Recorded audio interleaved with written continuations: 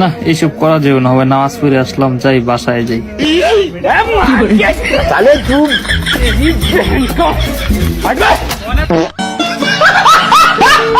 রমজান মাসে মানুষ বেশি বেশি ভালো কাজ করে, কিন্তু সেই ক্ষেত্রে বাংলাদেশটা অন্যরকম। বাংলাদেশের মানুষ ভিন্ন প্রকৃতির। অরিজিনাল খাচ্ছি, এটা শিক্ষিত খাচ্ছি, স্কুলের আশেপাশে বড় হইছে। রমজান মাস আসলে তারা বেশি শয়তানি, অপকর্ম এবং ফাজলামি করতে থাকে।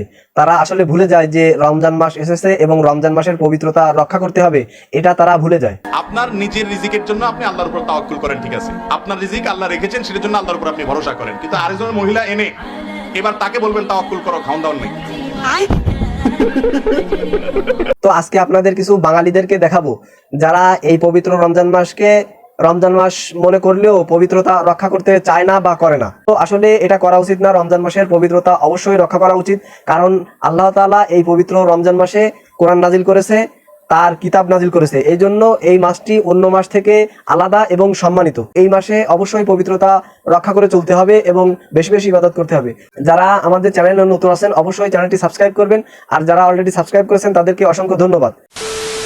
হ্যালো গাইস, আসসালামু আলাইকুম, this is Kudrat and another back to new video. তো বরাবরের মতো আজকেও চলে আসলাম নতুন একটি ভিডিও নিয়ে। তো বেশি কথা বলবো না, চলুন শুরু করা যাক আজকের ভিডিও। তাহলে চলো। বাংলাদেশে কিছু নামাজে বা কিছু জামাতে যেখানে ইমাম সাহেব সূরা ফাতিহা পড়ার পরে মুসল্লিরা আমিন এমন জোরে বলে যাতে করে মসজিদে আসলে থাকা যায় না বা মসজিদে নামাজ পড়াই দুষ্কর হয়ে পড়ে। তো চলুন সেই ভিডিও দেখে আসি কেমন হয় সেগুলো।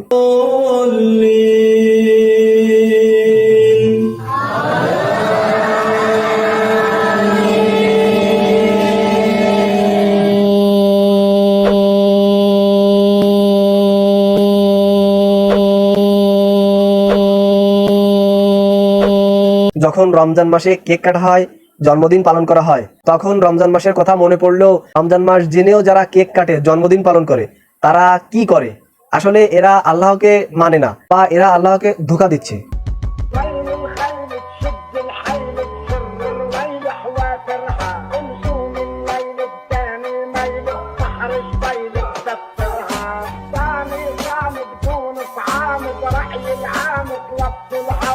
রমজান মাসে পাশের বাড়ি ইফতার দিতে যে পরিস্থিতির শিকার হতে হয় বা ইফতার দেওয়ার পরে প্লেট আনতে গেলে বা প্লেট ফেরত নেওয়ার সময় যে পরিস্থিতির শিকার হতে হয়, যে সিচুয়েশনে পড়তে হয়, সেই সিচুয়েশনটা কেমন হয় এটা আপনারা দেখলে বুঝবেন। চলুন দেখি। কেমনে কবু আব্বু কইছে প্লেটটা দিয়ে দিতে, কেমনে কবু ইফতারটা রেখে আব্বু কইছে প্লেটটা দিয়ে দিতে, আল্লাহ কেমনে কবু আন্টি আম্মু বলছে প্লেটটা রেখে ইফতারটা দিয়ে দিতে। বাঙালিদেরকে যখন রোজায় ধরে তখন তারা অনেক কিছু ভুল করে ফেলায়। তখন নামাজ পড়তে গেলে কোন দিকে পশ্চিম দিক বা কোন দিক কিবলার দিক এইগুলো খেয়াল থাকে না।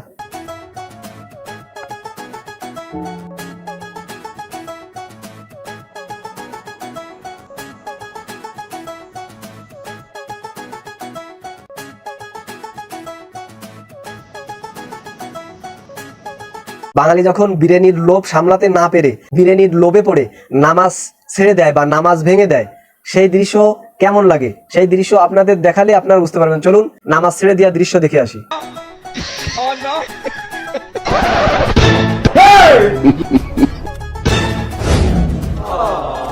আমরা আমাদের জীবনে 5G গতিতে নামাজ দেখেছি, আমরা 10G গতিতে নামাজ দেখিনি। এই নামাজটা 10G গতিতে নামাজ পড়া হয়েছে। তো ভুলেও কেউ এই ধরনের নামাজ পড়বেন না, কারণ এই নামাজ পড়া আর আল্লাহর সাথে ফাজলামি করা একই রকম, বা আল্লাহকে অসম্মান করা, আল্লাহর বিধান অমান্য করা একই রকম। তো অবশ্যই ধীরে সুস্থে এবং হাদিস কোরআন অনুযায়ী নামাজ পড়বেন।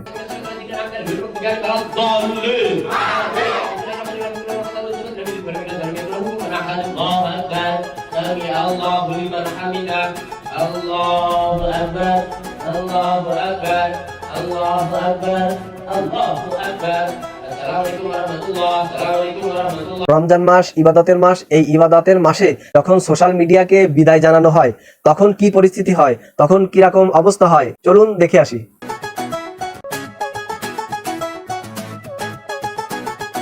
তো বাঙালি জাতির ভিতরে কিছু মানুষ এমন রয়েছে যারা রোজা থেকে কিছু করলে পাশ থেকে উস্কানি দেয় বা পাশ থেকে বিভিন্ন ধরনের উদ্ভট কথাবার্তা বলে যে এই কাজ করে না তাহলে রোজা হালকা হয়ে যাবে, ওই কাজ করে না রোজা ভেঙে যাবে। তারা আসলে মূলত জানে না যে রোজা ভাঙার কারণ কি বা রোজা হালকা হওয়ার কারণ কি, এগুলো তারা আদৌ জানে না।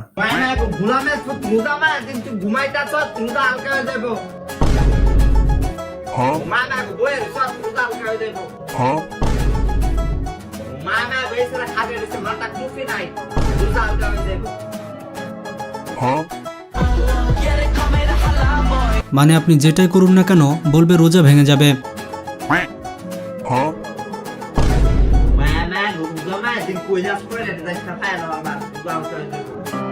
তখন আপনি যা করেন না কেন আপনাকে বলবে রোজা ভেঙে যাবে, রোজা হালকা হয়ে যাবে। বেচারা গ্যাসও ছাড়তে পারতেছে না, হাওয়াও ছাড়তে পারতেছে না, কি না অসুবিধায় আছে। তুই তো গান দোস্ত কে তুই কিছে রোজা মায়া দিন ফাঁদ দিস না, ফাঁদ দিলে মনে রোজা হালকা হয়ে যায়।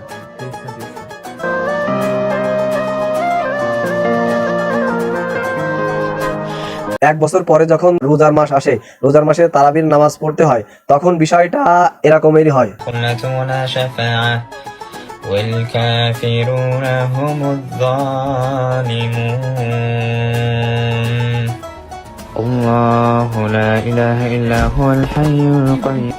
তো সেহরির সময় মানুষজনকে উঠানোর জন্য বা ডাকার জন্য যে সিস্টেমগুলো ব্যবহার করা হয় বা যে কৌশলে ডাকা হয়, যে কৌশলে মানুষকে জাগ্রত করা হয়, তো এই ছেলেটা যেভাবে ডাকতেছিল এটা কারো পছন্দ হচ্ছিল না বা কারো ভালো লাগতেছিল না। প্রিয় এলাকাবাসী, আমি বাসাবো মসজিদ কমিটি থেকে বলছি।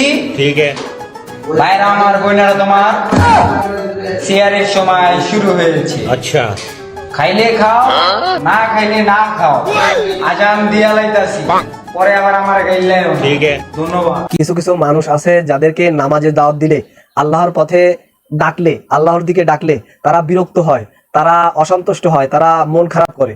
তো আসলে তাকে তো পুরো শয়তানে ধরে ফেলেছে, না হলে আল্লাহর দিকে ডাকলে কেন বেজার হবে? তো কিছু কিছু মানুষ তো এমনই হয়। চলুন সেই ভিডিও দেখি। মিরাজ ভাই, রমজান তো চলে আসছে, আমরা একসাথে যাই নামাজটা পড়ে আসি। ভাই আমার তো প্যান্ট খারাপ। এলো প্যান্ট ভাই, আজকে তাই গোসল করি না। এলো পানি। আচ্ছা ভাই, নইলে গোসল করে লইলাম, কিন্তু গাটা মুচ্ছম কেমনে? এলো গামছা। আচ্ছা ভাই, তাহলে তোরা যা, আই গোসল করি আই। তুই কিতে নেবো এন মারস? তোর আমরা গোসল করতে আড়াই মার, তুই এন দিয়ে হলা যাবি কেন? আচ্ছা জোর নামাজ তোর লো ধরে। তো বন্ধুরা, রমজান মাস আসলে ছেলেদের কি পরিবর্তন হয় এটা আপনাদের দেখাবো। আসলে যে পরিবর্তনটা করেছে বা দেখিয়েছে এটা অতিরিক্ত হয়ে গেছে, এতটা ভালো না। মানে আসলে কথায় আছে না, অতি ভক্তি চোরের লক্ষণ, অতি বার বেরো না, এরকম হয়েছে। আসলে অতিরিক্ত করে ফেলেছে ছেলেটি।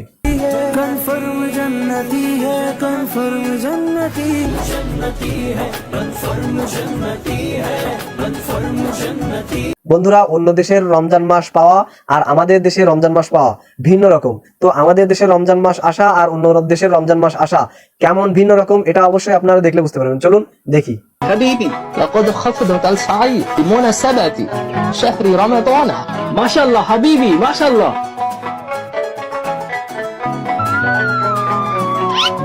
সব দেখা গেছে ভাইস্তে, দাম বাড়াও, দাম বাড়াও।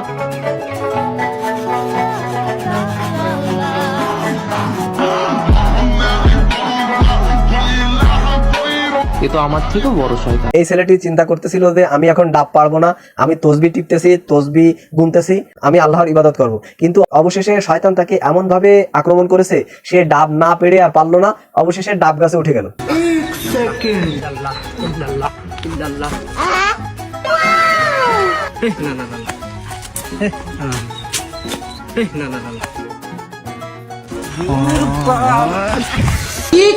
দেখুন রমজান মাসে মেয়েরা কিভাবে চুরি করে পানি খায়, সেই ভিডিও আপনাদের দেখাবো।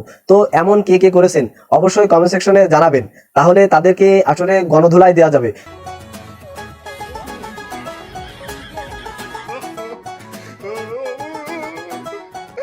তরমুজ ব্যবসায়ী বলল তার তরমুজ ভালো হবে। তো এই তরমুজটা কাটার পরে ব্যবসায়ী যা দেখতে পারলো এবং সে যে পরিস্থিতির শিকার হলো, যে সিচুয়েশনের ভিতরে সে পড়লো, চলুন দেখি।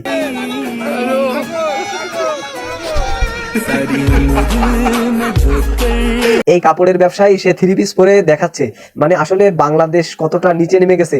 বাংলাদেশের এই সমস্ত ব্যবসায়ী তাদের এই প্রোডাক্ট বিক্রি করার জন্য, প্রোডাক্টের মার্কেটিং করার জন্য কতটা নিচে নামে বা কতটা জঘন্য, কতটা হীনমন মানসিকতার হলে এই কাজগুলো করতে পারে। চলুন দেখি। আমরা এই যে হাতে একটা তালি দেন না,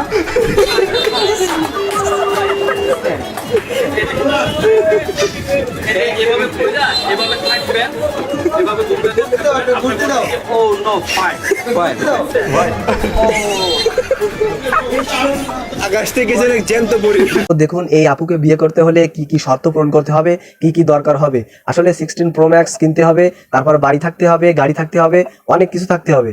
না থাকলে একে নাকি বিয়ে করা যাবে না, এই শর্ত দিয়েছে এই মেয়েটা। যদি বিয়ে করতে চাও তোমার 10টা বাড়ি থাকতে হবে, 5টা গাড়ির মালিক হতে হবে, আমাকে আইফোন 16 Pro Max কিনে দিতে হবে। বন্ধুরা দেখতেছেন, এখানে মনে হয় পাগলু ডান্স হচ্ছে। আসলে পাগলু ডান্স হচ্ছে না, এখানে বিএনপির 2 গ্রুপের ভিতরে সংঘর্ষ হচ্ছে, বিএনপির 2 গ্রুপের ভিতরে মারামারি হচ্ছে, সেই ভিডিও এখানে চলতেছে। আসলে এখানে কোনো ডান্স বা নাচানাচি হচ্ছে না।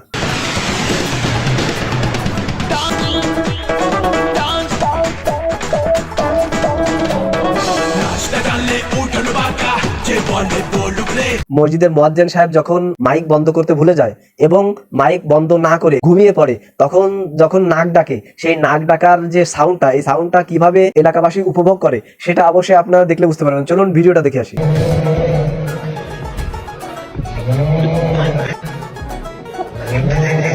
বন্ধুরা, বাঙালিরা সত্যি অনেক অস্থির। তো এই অস্থির ভিডিওর ভিতরে কোন পার্টটা বা কোন অংশটি আপনাদের কাছে ভালো লেগেছে অবশ্যই কমেন্ট সেকশনে জানাবেন। তো যারা ফেসবুক পেজ থেকে দেখতেছেন অবশ্যই পেজটি ফলো করে দিবেন, আর যারা ইউটিউব থেকে দেখতেছেন অবশ্যই চ্যানেলটি সাবস্ক্রাইব করবেন। তো আপনাদের মাঝে আবারও নতুন কোনো ভিডিও বা অন্য কোনো টপিকস নিয়ে হাজির হব। সে পর্যন্ত সবাই সুস্থ থাকবেন, ভালো থাকবেন। আল্লাহ হাফেজ।